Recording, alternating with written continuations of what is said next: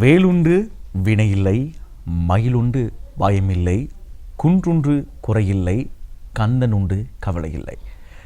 இப்பொழுது கதிர்காம யாத்திரை சிறப்பான முறையில் இடம்பெற்று நாளைய தினம் பௌர்ணமி தினம் மிகவும் கோலாகலமாக ஊர்வலம் இடம்பெற காத்திருக்கின்றது. உங்களுக்கு தெரியும், கடந்த ஜூலை மாதம் 15ஆம் தேதி தொடக்கம் எதிர்வருகின்ற 29ஆம் தேதி வரை உங்களுக்காக இது தொடர்பான சிறப்பான நேர்காணல்களை உங்களுக்கு நாங்கள் வணக்கம் நேற்று நிகழ்ச்சியூடாக வழங்குவதாக நாங்கள் சொல்லியிருந்தோம். அதை போன்ற தொடர்ச்சியாக நாங்கள் கொண்டு வந்த வண்ணமாக இருக்கின்றோம்.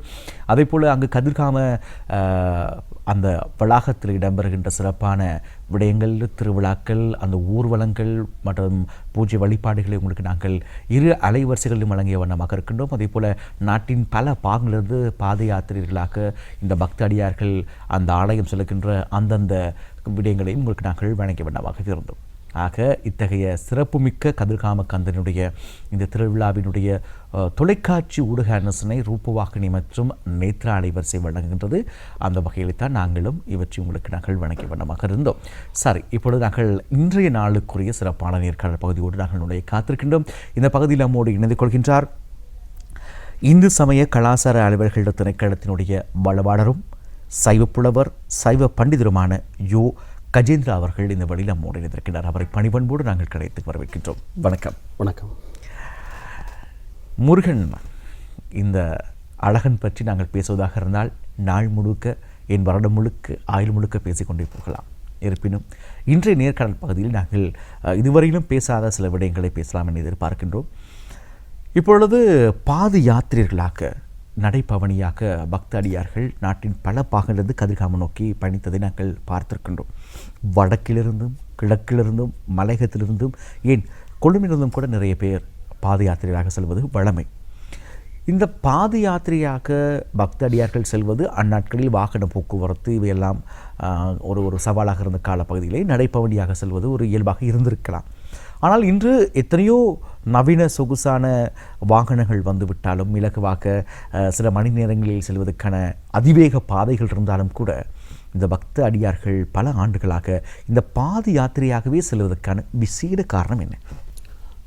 முதலில் நேத்ரா அலவரிசையில் இந்த வேலுண்டு வினையில்லை என்ற தொடராக இந்த பக்தி மனங்கமழுகின்ற நல்ல விடயங்களை தொடர்ச்சியாக செய்து வருகின்ற உங்களுக்கும் தயாரிப்பாளர்கள் கூட்டத்தாபனத்துக்கு முதற்கண்ணினுடைய நன்றிகளை தெரிவித்துக் கொள்கிறேன். அற்புதமான கேள்வி. கடந்த காலங்களில் போக்குவரத்து பற்றாக்குறையாக இருந்தது, அதனால் அவர்கள் சென்று கொண்டிருந்தது. ஆனால் இன்றைக்கு நவீன வசதி வந்துவிட்டது, ஏன் செல்லுகிறார்கள்? உண்மையில் இதை இரண்டாக பார்க்கலாம்.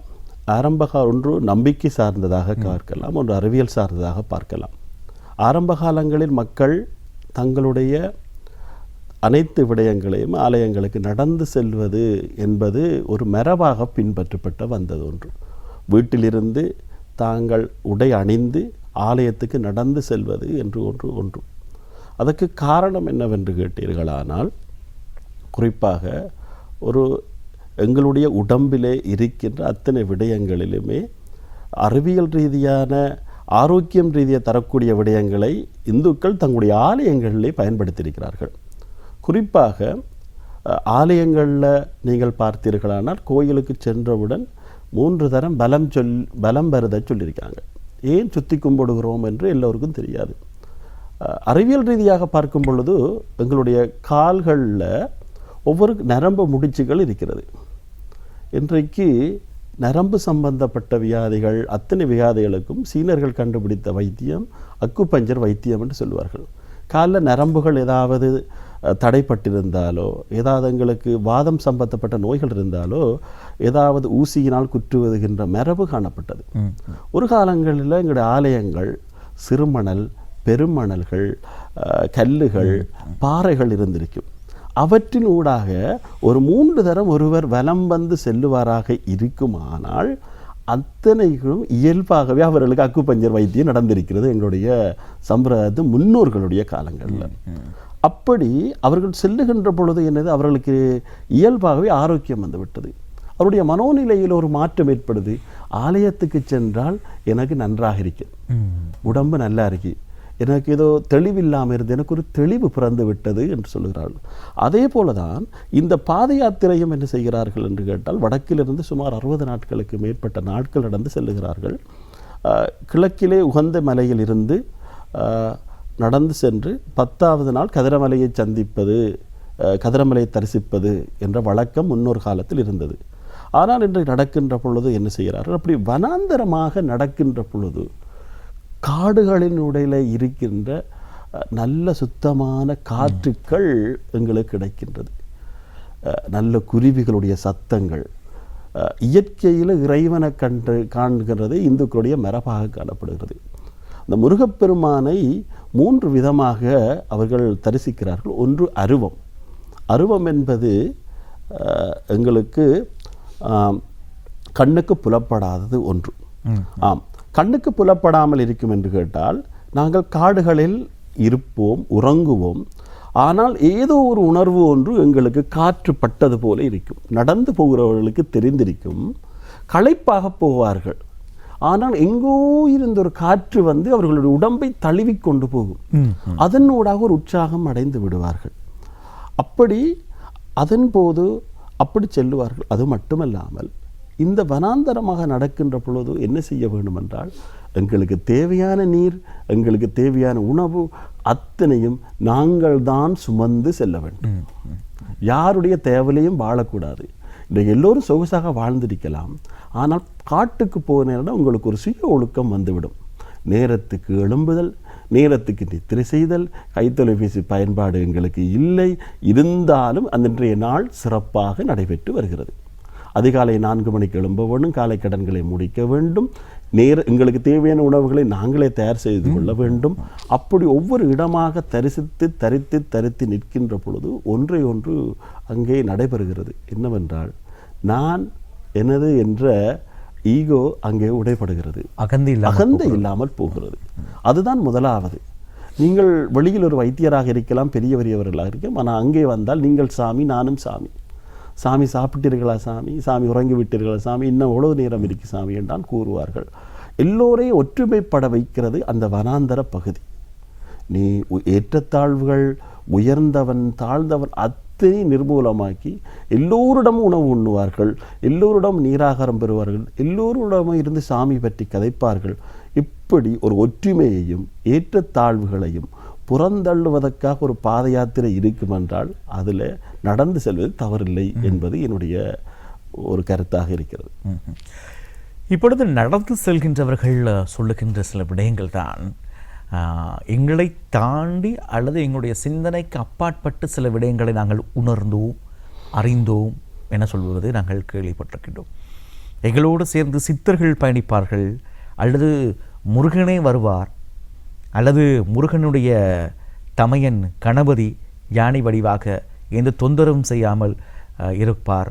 இப்படியான சில அனுபவ பகிர்வுகளை நாங்கள் பார்த்திருக்கின்றோம். ஒரு வளவாளராக, அதிலும் ஒரு சைவ புலவராக, இந்த துறையில் அனுபவம் கொண்டு வருவராக நீங்கள் இதனை எப்படி பார்க்கின்றீர்கள்? நிச்சயமாக எல்லோருடைய நம்பிக்கை அதுதான். வனாந்தரம் போகின்ற பொழுது எங்களை வழித்துணையாக ஒரு திசை காட்டியாக அழைத்து செல்வார்கள் என்று ஒன்று. சங்க இலக்கியங்களில் ஆற்றுப்படை இலக்கியங்கள் என்று ஒன்று இருக்கிறது. அதிலே புறணர் ஆற்றுப்படை, சிறுபான் ஆற்றுப்படை, திருமுருகாற்றுப்படை என்ற ஒரு இலக்கியம் இருந்தது, நக்கீரரால் பாடப்பட்டது. அது முருகத்தலங்கள் நோக்கி செல்லுகின்றவர்களுக்கு வழிகாட்டுவதற்காக அந்த இலக்கியம் பாடப்பட்டது. அப்படி எங்களுக்கு வழிகாட்டுவதற்காக இறைவனாலே சில அறிகுறிகளாக உணர்த்துவதற்காக பல உருவங்கள் வரும். இறைவன் கலியுகத்தில் முருகப்பெருமானுடைய உருவமாக வருவார் என்று இல்லை. எல்லோரிடத்திலும் முருகப்பெருமான் குடியிருக்கின்றார். நான் பார்ப்பது அங்கே இருக்கிற அடியவர்கள் எண்ணங்களில், உள்ளங்களில் முருகப்பெருமான் குடியிருக்கிறார். அப்படி குடியிருக்காவிட்டால், அவர்கள் உள்ளத்துக்குள் அவன் இருக்காவிட்டால் அந்த நடைபாதை சுகமாக முடியாது. ஆரம்பத்தில் சிரமமாக இருக்கும். ஒரு 2 நாட்கள் அந்த பாதை நடப்பது சிரமமாக இருக்கும். 3வது நாள் களைத்து போய் இருக்கின்ற பொழுது, நானும் ஒரு காலகட்டத்தில் இப்படியான ஒரு பாத யாத்திரைக்கு சென்றிருந்தேன். செல்லுகின்ற பொழுது மிகவும் நீரானது இல்லாமல் போய்விட்டேன். நான் தனித்து விட்டேன். இந்த மிகப்பெரிய பாரங்கள் சுமந்து செல்லு விட்டேன். ஒரு கட்டத்தில் நானே சோர்ந்து விட்டு ஏன் இப்படி செல்ல வேண்டுமா என்று மனதுக்குள்ளே வந்து விட்டது. ஆனால் ஒருவர் வந்துகின்றார், சாமி வாங்க சாமி, நம் பக்கத்தில் தான் இருக்கு சாமி என்று சொல்லிவிட்டார். தாகமாக இருக்கிறது, எனக்கு ஒரு கவளம் தண்ணீர் இருந்தால் போதும். ஆனால் அவர் சுவையான தேநீர் தயாரித்து விட்டு தந்து ஊக்கப்படுத்தி என்னை அனுப்பி வைத்தார். இது யார் என்று சொல்லுவது என்று தெரியவில்லை. அது எனக்கு தாகம் எடுத்தது அவருக்கு எப்படி தெரியும் என நான் அந்த கணத்திலே சற்று சோர்ந்து விட்டதை அவருக்கு எப்படி தெரியும் என்று தெரியல. அதை நாங்கள் இறையம்சமாக காணுகின்றோம். அதே போல கதிர்காம வனம் பொழுதும் சித்தர்கள் நடமாடுகின்ற இடமாக இருக்கின்றது. அவர்கள் அருவமாக இருப்பார்கள். ஒரு நாய் வடிவத்தில் வரக்கூடியதாக இருக்கும், பறவைகள் வடிவத்தில் வரக்கூடியதாக இருக்கும், மயில் வடிவத்தில் இருக்கும். மயில்கள் பல பேருக்கு வழிகாட்டி விட்டு சென்றதும் காரணமாக இருக்கிறது. ஒரு பக்கத்தால் நடந்து போகுவார்கள், நடந்து போகின்றவர் வழி தெரியாது, ஆனால் மயில் என்னையும் பறந்து போய்விடும். ஆனால் பறந்து போகின்றது தொடர்ந்து பார்த்தால் அங்கே வழி தெரிந்ததாக காணப்படுவார்கள். இப்படி சில வேளை வனாந்தரத்தில் இருக்கின்ற பொழுது யானைகள் கணபதியின் உருவமாக அவர்களுக்கு படைத்த உணவுகளை உண்பதற்காக வந்திருக்கும். ஆனால் எல்லோரும் பயந்து விடுவார்கள், யானை அடிக்க வருகிறது என்று. அப்படி இல்லை. அப்படி இந்த பறவைகள், அருவமாக இருக்கின்ற மரங்கள் அத்தனைகளோடும் இறையம்சம் இருக்கின்றது.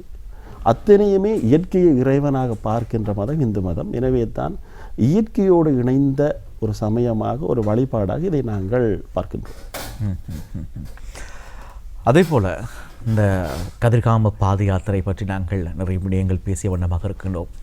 உங்களுக்கு தெரியும், அண்மையில் இந்த புதிய அரசாங்கம் பொறுப்பேற்றதன் பின்னதாக ஐயப்ப சுவாமியை தரிசிப்பதற்காக இந்தியா நோக்கி நம் பக்தர்கள் செல்வார்கள். அந்த யாத்திரை புனித யாத்திரையாக பிரகடனப்படுத்தப்பட்டது.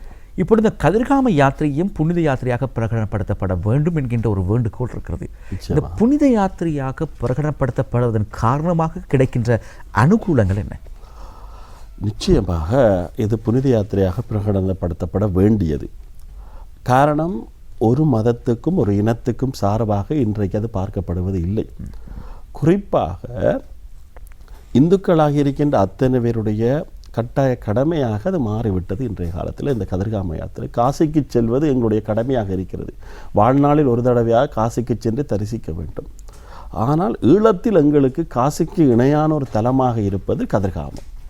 எனவே அன்றைக்கு இந்த எங்களுடைய சகோதர இனத்தவர்கள் அதனுடைய பூசை வழிபாடுகளை எல்லாவற்றையும் செய்திருந்தாலும் புனித யாத்திரையாக பிரகடனப்படுத்தப்பட வேண்டியது அவசியமாக இருக்கிறது. காரணம் என்னவென்றால், இதை அத்தனை மக்களும் செல்ல வேண்டும். அவர்களுக்கு ஒரு அரசு உத்தியோகராக இருந்தால் அவர்களுக்கு அதற்குரிய விடுமுறைகள் என்பது வழங்கப்பட வேண்டியது அவசியமாக இருக்கிறது. 4 நாள் 5 நாள் அவர்கள் இந்த பாத யாத்திரை செல்லு வருகின்ற பொழுது அவர்கள் உடலிலேயும் உள்ளத்திலேயும் ஒரு மாற்றம் ஏற்படும். அவருடைய பணியை சிறப்பாக செய்வதற்கு உதவியாக இருக்கும். எனவே அது மட்டுமல்லாமல் இந்த புனித யாத்திரையாக பிரகடனப்படுத்தப்படும் பொழுது அங்கே வருகின்ற பக்தர்களுக்கான வசதிகள் மேலோங்கப்படும். அவர்கள் தங்குவதற்கான மடங்கள் அங்கே அதிகரிக்கப்படும். வனாந்தர பகுதியில் நிறுத்தி வைக்கப்பட்ட பல தொண்டர் அமைப்புகள் எல்லாம் தங்களுடைய தன்னார்வ நிதி மூலமாக பல பணிகளை இன்றும் செய்து வருகிறார். வனாந்தரத்தில் பல அமைப்புகள், ஒரு எண்ணற்ற அமைப்புகள் இன்றைக்கும் செய்து வருகின்றார். யார் யாரோ அங்கேயெல்லாம் உணவு கொடுக்கின்றார்கள். அவர்களுக்கெல்லாம் ஒரு அனுசரணையாக இந்த புனித யாத்திரை என்ற பிரகடனப்படுத்தப்படும் பொழுது அவர்களுக்கும் தங்களுடைய பணியை செய்வதற்கு ஏதுவாக அமையும். அது மட்டுமல்லாமல் எங்களுடைய தமிழர்களுடைய மரபுகளையும் சமய பண்பாடு குறியீடுகளை பாதுகாப்பதற்கு வழி சமைக்கும். அதேவேளை அந்த புனித யாத்திரை பிரகடனப்படுத்தப்படும் பொழுது எங்களுடைய பாரம்பரியத்தையும் மரபுகளையும் அது நசுக்காமல் பாதுகாக்கப்பட வேண்டியது அவசியம். ஏனென்றால் அண்மை காலங்களில் புனித பிரதேசமாக பிரகடனப்படுத்தப்பட்ட இடங்களில் ஆதிக்கங்கள் மேலோங்கி இருந்ததை காணக்கூடியதாக இருக்கு. எங்களுடைய அடையாளங்கள் நசுக்கப்பட்டது. அதே தவறு அங்கு செய்ய விடக்கூடாது என்பதில் நாங்கள் கவனமாக இருக்க வேண்டும் என்பதை நான் இந்த இடத்துல சொல்லிக்கொள்ள விரும்புகிறேன். சரி, நாங்கள் கிட்டத்தட்ட நேர்காணலில் இறுதி பகுதிக்குள்ளே வந்துவிட்டோம். முருக பக்தர்களுக்கு, கதிர்காம கந்தனின் அடியார்களுக்கு இந்த நேர்காணலின் இறுதி பகுதியிலே நீங்கள் சொல்ல விரும்புகின்ற விடயத்தை பகிர்ந்து கொள்ளுங்கள். முருகப்பெருமானுடைய அடியவர்களே, உங்களுக்கு கிடைக்கின்ற அந்த வாய்ப்பு பொன்னான ஒரு வாய்ப்பு. இந்த தருணம் அடுத்த வருடம் கிடைக்கும் என்று நம்பிக்கை இல்லை. ஆனால் முருகப்பெருமானுடைய வழிபாடுகளில் இடங்கி வழிபடுவது ஒரு சிறப்பான ஒரு வழிபாடு. கதிர்காம பாத யாத்திரையில் முருகா அரோகரா என்கின்ற கோஷம் எழுப்பாமல் ஒருவராலும் அந்த இடத்தை அடைய முடியாது. கண்ணீர் சிந்தி உங்களுடைய வழிபாடுகளை எல்லாவற்றையும் அவரிடம் இறக்கி வையுங்கள். முருகப்பெருமானை உங்களுடைய புதல்வனாக, மைந்தனாக, உங்களுடைய மூத்த பிள்ளையாக, நண்பனாக நினைத்து முருகப்பெருமானை வழிபடுங்கள். ஒரு சட்டு கண்ணீர் விட்டு அவரிடம் அழுது புலம்புவர்களுக்கு நிச்சயம் அந்த கருணைக்கடலான கந்தப்பெருமான் நிச்சயம் அருளுவார். அதே நேரம் பாத யாத்திரை செல்லுகின்ற அடியார்கள் அங்கிருக்கின்ற புனித ஆலயங்களை மிகவும் கண்ணியத்தோடு அதே நேரம் சிறப்பாக வழிநடத்தப்பட வேண்டியது அவசியமாக இருக்கிறது. ஏனென்றால் சுற்றுப்புறம், ஆலய சுற்றுப்புறத்தை சுத்தமாக தூய்மையாக வைத்திருப்பது, வனாந்தரத்தை தூய்மையாக வைத்திருப்பதும் எங்களுடைய கடப்பாடாக இருக்கிறது.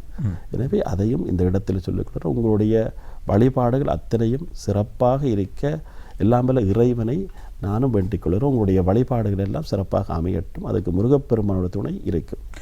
நிச்சயமாக இந்த விசேட நேர்காணல் பகுதியில் நம்மோடு இணைந்து கொண்டவர் இந்து சமய கலாச்சார அலுவலர்கள் திணைக்களத்தினுடைய வளவாளரும் சைவ புலவர், அத்தோடு சைவ பண்டிதராக இந்த சேவையை தொடர்கின்ற மதிப்புக்குரிய யோ கஜேந்திரா அவர்களுக்கு உளமார்ந்த நன்றிகளை தெரிவித்து நாங்கள் விடைபெறுகின்றோம். உங்களுடைய பணி தொடர எல்லாம் வல்ல முருகனை நாங்கள் பிரார்த்திக்கின்றோம். நன்றி.